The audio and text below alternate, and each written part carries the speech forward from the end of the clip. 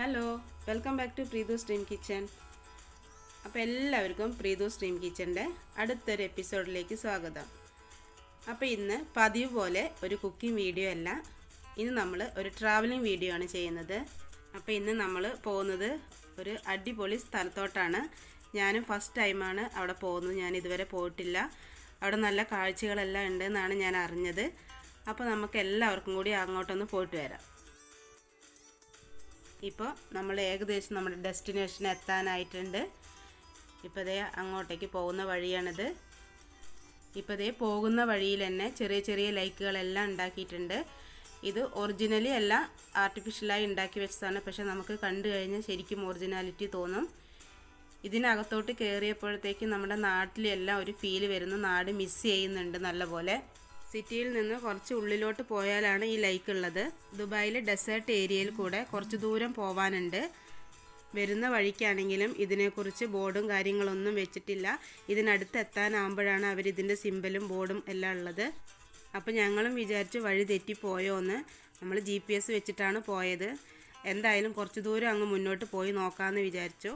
അപ്പോൾ കുറച്ച് ദൂരം അങ്ങ് എത്താനായപ്പോഴാണ് ഇതിൻ്റെ ബോർഡും കാര്യങ്ങളൊക്കെ കണ്ടത്. അപ്പോൾ ഉറപ്പായി നമുക്ക് വഴി തെറ്റിയിട്ടില്ലെന്ന്. നമ്മൾ പോകുന്ന വഴിയിൽ രണ്ട് സൈഡിലും ചെറിയ ചെറിയ മരങ്ങൾ നിറയെ നട്ട് വെച്ചിട്ടുണ്ട്. അപ്പോൾ അതിന് സെൻറ്ററിലൂടെ നമ്മൾ കുറച്ച് ദൂരം അങ്ങ് പോകാനുണ്ട്.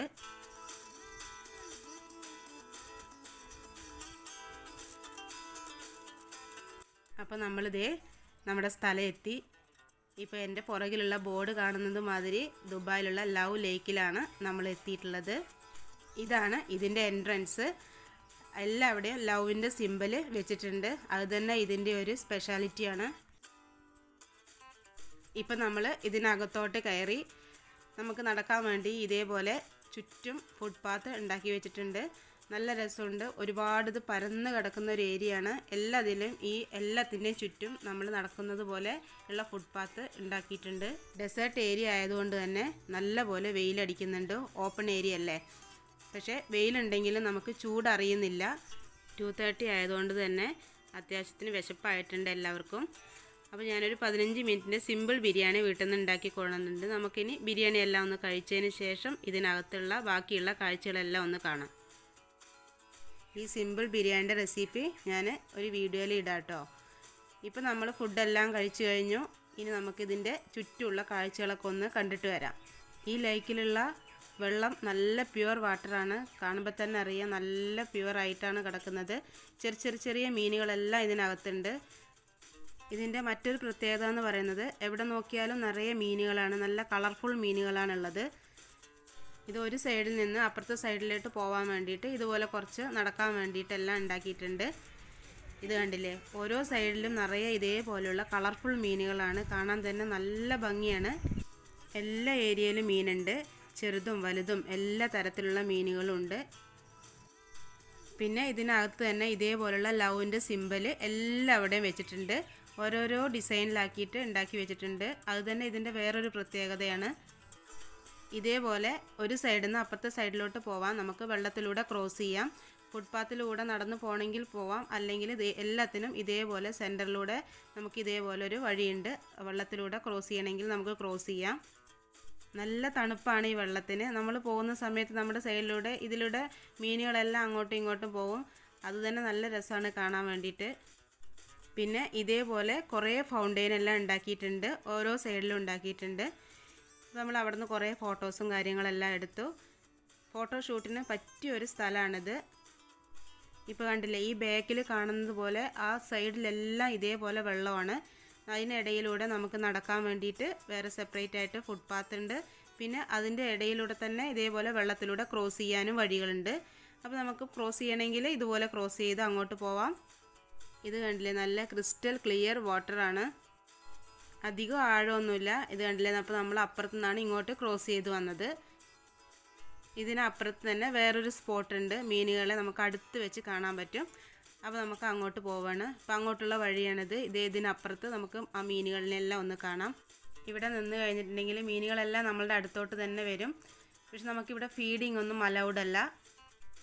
പലതരം വലിപ്പത്തിലുള്ള കളർഫുൾ മീനുകളാണ്. റെഡ്, ബ്ലാക്ക്, വൈറ്റ് എല്ലാം നല്ല രസമാണ് കാണാൻ വേണ്ടിയിട്ട്. ഇപ്പോൾ നമ്മളിത് ഇതുപോലെ തന്നെ പോയി കഴിഞ്ഞാൽ തന്നെ നമ്മളുടെ അടുത്തോട്ട് എല്ലാ മീനുകളും ഇങ്ങനെ അടുത്തോട്ട് വന്നുകൊണ്ടിരിക്കും. നമുക്കിവിടെ ഇരുന്നിട്ട് മീനിനെല്ലാം തൊടുകയൊക്കെ ചെയ്യാം. അപ്പോൾ നമ്മളിവിടെ കുറച്ച് നേരം മീനുകളുടെ അടുത്തൊക്കെ ഇരുന്ന് മീനുകളിനെല്ലാം തൊട്ട് അങ്ങനെ കുറച്ച് നേരം ഇവിടെ സ്പെൻഡ് ചെയ്തു.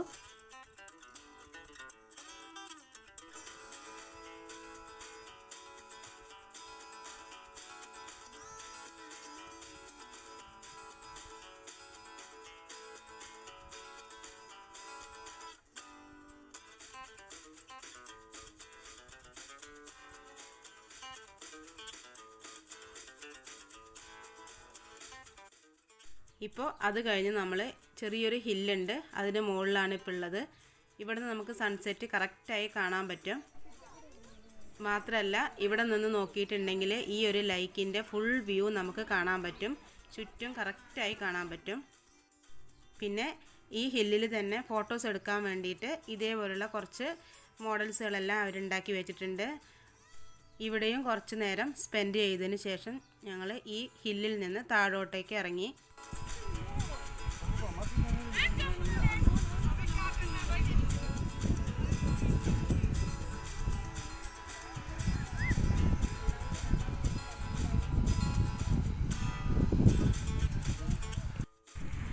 അപ്പുറത്തെ സൈഡിലോട്ടും നമ്മൾ വെള്ളത്തിലൂടെയാണ് ക്രോസ് ചെയ്ത് പോയത്.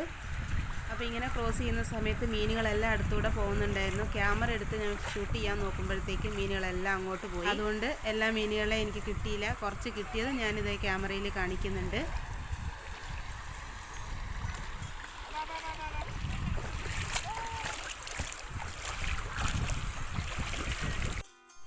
ഈവനിങ് ആയപ്പോഴത്തേക്കും എല്ലാവരും വന്നു തുടങ്ങി.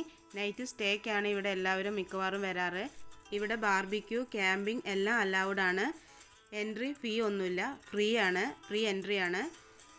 ഇവിടെ 24 hours ഓപ്പൺ ആണ് കേട്ടോ. പക്ഷേ ഈവനിങ് ടൈമിൽ വരുന്നതായിരിക്കും ഒന്നുകൂടെ നല്ലത്. പകലെല്ലാം വരുന്ന സമയത്ത് നല്ലപോലെ വെയിലുണ്ടാവും. ഇത് നോക്കിയ സൈഡിലൂടെ താറാവുകളെല്ലാം പോകുന്നുണ്ട്. നിറയെ മീനുകളും താറാവും എല്ലാം ഉണ്ട്. അതാ ഞാൻ നേരത്തെ പറഞ്ഞത്, ഇതിനകത്തോട്ട് കയറുമ്പോൾ തന്നെ നാടെല്ലാം ഓർമ്മ വരുന്നെന്ന്.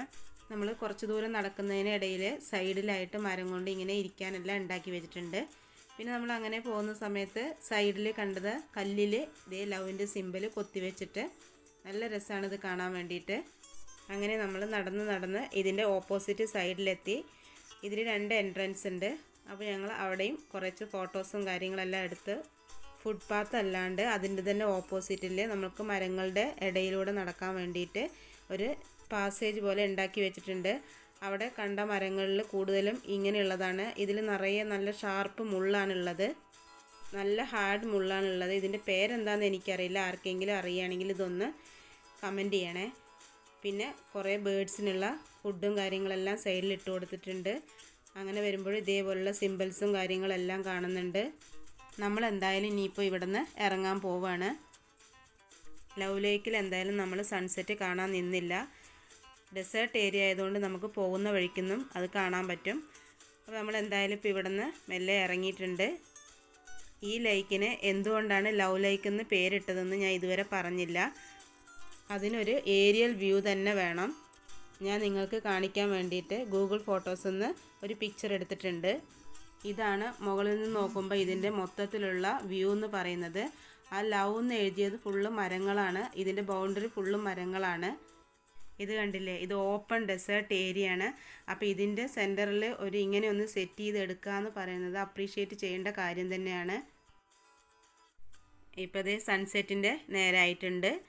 ഇത് കണ്ടില്ലേ, നല്ല ഭംഗിയോടുകൂടി നമ്മുടെ സണ്ണെല്ലാം കാണുന്നുണ്ട്.